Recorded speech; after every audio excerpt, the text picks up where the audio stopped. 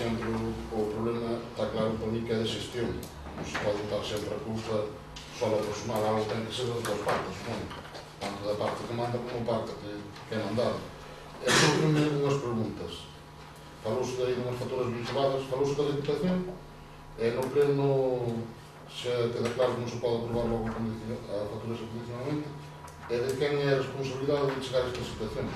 Porque claro, antes dixo que se eran 6 secretarios que pasaron por aquí, tampouco será culpa deles, todos os secretarios, algo terá que este homem non supo tratar con eles as cuestións que había que tratar neste Concello.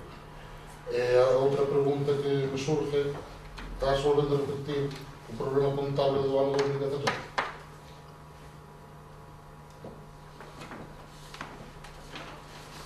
Vou dicir que eu creo que a contabilidade que hai retraso non é motivo ningún para que isto non te pagado antes.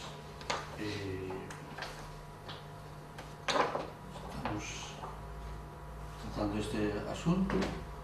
A intervención acaba de reconocer que desde que chegou non se pagaron facturas. Non, dixo, bueno, que xa había problemas, e chegou despois nestes estudos, non? Había atrasos de facturas normales e bueno, pues de momento estáse pagando o que se pode pagar e o que ven tramitando desde a intervención. Eu de orden de pagar todas as facturas. Tamén a dei por escrito. Temos que solucionar. Bueno, a ver, es que hay a la alcaldía le tiene... No, si no le das intervenir no intervengo, ¿eh? Sí, non hai problema. Sí. Hay una cosa que tiene que quedar clara, que la intervención no paga, que la intervención fiscaliza. El pago, la ordenación del pago le corresponde al señor alcalde y el pago a la tesorería. El señor alcalde en este momento puede dar la orden de pagar todas las facturas, si lo desea, todas.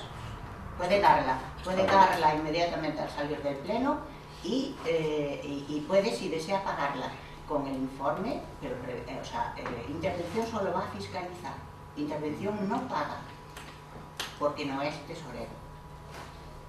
Eso debe quedar muy claro, y que el ordenador de pagos es usted. Está la orden de pagos. No está dada la orden de pagos.